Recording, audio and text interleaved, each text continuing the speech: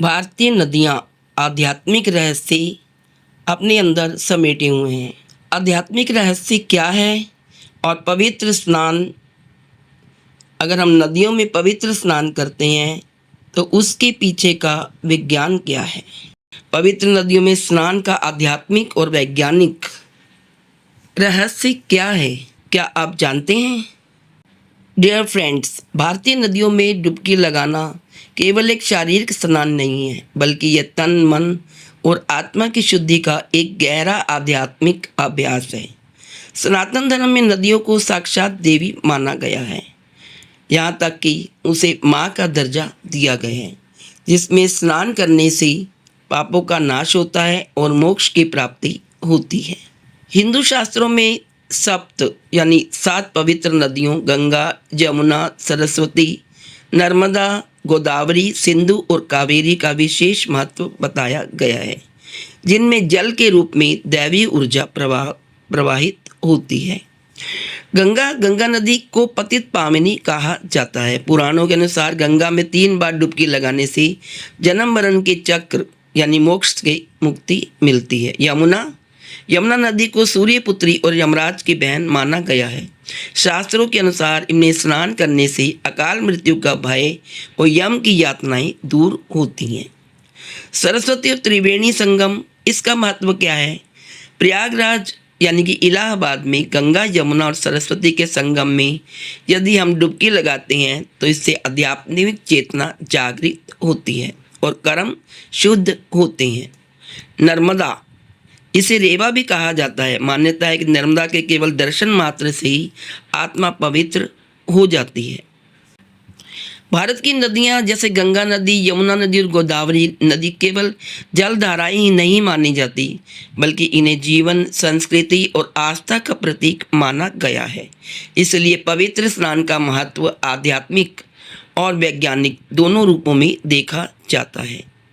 आइए जानते हैं पहले इसका आध्यात्मिक महत्व क्या है। हिंदू परंपरा में नदियों को माँ का दर्जा दिया गया है। गंगा को माँ और यमुना नदी को भी माँ का दर्जा दिया गया है। मान्यता है कि पवित्र स्नान से मन की शुद्धि होती है और हमारे में पॉजिटिविटी का संचार होता है तथा आत्मा को शांति मिलती है। त्योहारों और मेलों में नदी स्नान सामूहिक श्रद्धा और एकता का प्रतीक बनता है। नदी के किनारे ध्यान लगाने से, प्रार्थना करने से और स्नान से व्यक्ति मानसिक रूप से हल्का और शांत महसूस कर सकता है। गंगा, क्षिप्रा, सिंधु हो या ब्रह्मपुत्र, गोदावरी, यमुना, भारतीयों में स्नान करना संस्कारगत है। यह संस्कार युगों से चले आ रहे हैं। अनेक राजनीतिक सत्ताएं आई, लेकिन भारतीयों को पवित्र नदियों, सरोवरों में स्नान करने की परंपरा को खंडित न कर सकी। अंग्रेजों ने इसे अंधविश्वास कहा और इसकी आलोचनाएं की, लेकिन भारतीयों के हृदय में सदियों से आ रही परंपरा को तोड़ा नहीं जा सका। इन पवित्र नदियों के जल में स्नान व आचमन करने का मात्र यही उद्देश्य है कि पवित्र व गुणकारी जल प्राणों को शुद्ध करे और उसके दोषों का निवारण करें।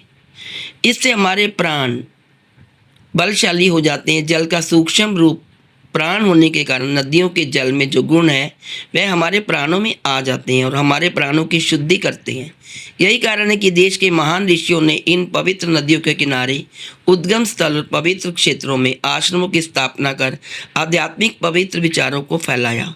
दिव्य भारतीय ऋषियों के ये संकल्प व कार्य इतने पवित्र हुए कि पूरी दुनिया में ये स्थान तीर्थ रूप में प्रसिद्ध हो गए और इन पवित्र नदियों, सरोवरों में स्नान करने का महत्व जन जन ने स्वीकार किया।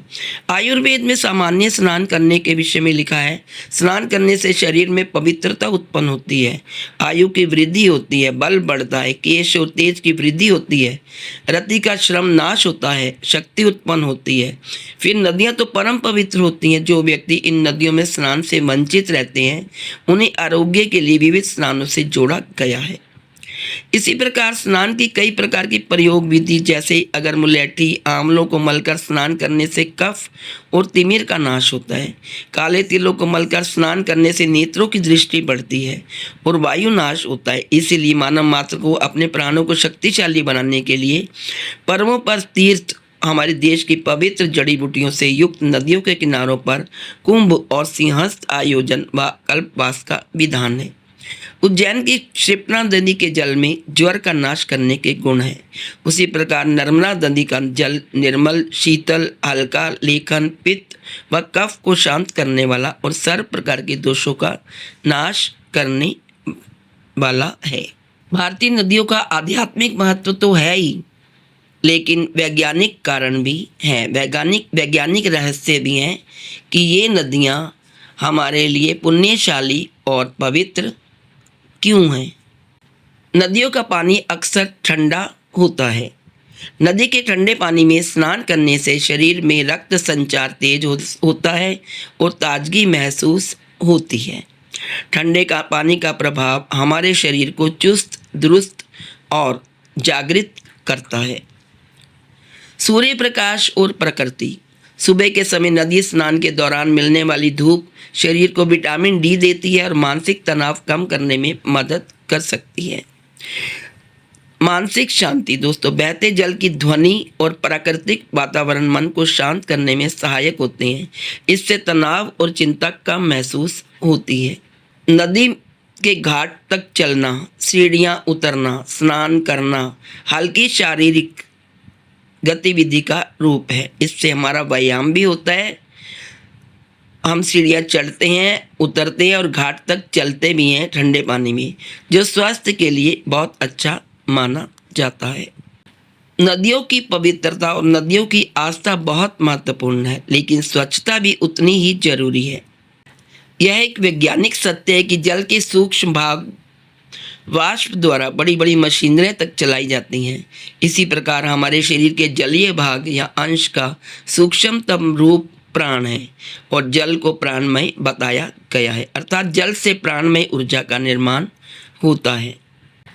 आयुर्वेद के महान वैज्ञानिक आचार्य आत्रेय के शिष्य हारित ने अपनी हारित संहिता में क्रम में हिमालय पर्वत से उत्पन्न नदियों के जल को इस प्रकार वर्णित किया कि हिमालय से निकली नदियां पवित्र हैं, देव ऋषियों से सेवित हैं, भारी पत्थर और बालुका से युक्त बहने वाली हैं, उनका जल निर्मल, वात कफ नाशक है, श्रम निवारक, पित्त नाशक तथा त्रिदोष को शांत करता है। इस प्रकार हिमालय से निकलने वाली सभी नदियां गुणों में समान हैं। 900 नदियां छोटी बड़ी हिमालय जड़ी बूटियों से ओतप्रोत होने के कारण गंगा बनी है। इसी प्रकार आत्रेय ने चर्मण्यवती, वेत्रवती, पासवती, क्षिप्रा, महानदी, शैवालिनी व सिंधु इन नदियों का जल वात पित्त कफ नाशक, श्रमहारक, ग्लानि निवारक, वीर्यवर्धक बताया है। नर्मदा का जल अत्यंत पवित्र कहा गया है। यह जल घन, शीतल, पित्त नाशक, कफ कारक, वात विकार निवारक, हृदय के लिए हितकारी होता है। इन पवित्र नदियों के जल में स्नान व आचमन करने का मात्र यही उद्देश्य है कि पवित्र व गुणकारी जल प्राणों को शुद्ध करे। आज नदियों को प्रदूषित कर उसके गुणकारी जल को अशुद्ध किया जा रहा है, जिसके कारण इनका जल भी बीमारियां फैला रहा है। देश के प्रत्येक नागरिक का कर्तव्य है कि लोक हित में इन नदियों को गंदा ना करें। इससे भी अधिक पवित्र नदियां जिन शहरों, गांवों, कस्बों से होकर बहती हैं, उन लोगों का दायित्व है कि उनमें मैला बहाकर उन्हें गंदा ना करें। आज विभिन्न नदियों के जो रूप नागरिकों और प्रशासनों ने बना दिए हैं, वे खेदजनक है। आने वाले दिनों में यदि नदियों के पानी को शुद्ध करने का प्रयास नहीं किया गया तो नए नए रोगों की उत्पत्ति से प्राण संकट में पड़ने लगेंगी। हिंदू धर्म में नदियों को दिव्य माताओं के रूप में पूजा जाता है। जीवित देवियां जो जीवन का पोषण करती हैं और आत्मा की यात्रा में सहायक होती हैं। तो ये पवित्र शक्तियां हैं जो साहस, क्षमा और आध्यात्मिक स्पष्टता प्रदान करती हैं। तो इन्हें हमें सहेज कर और साफ सुथरा रखना चाहिए।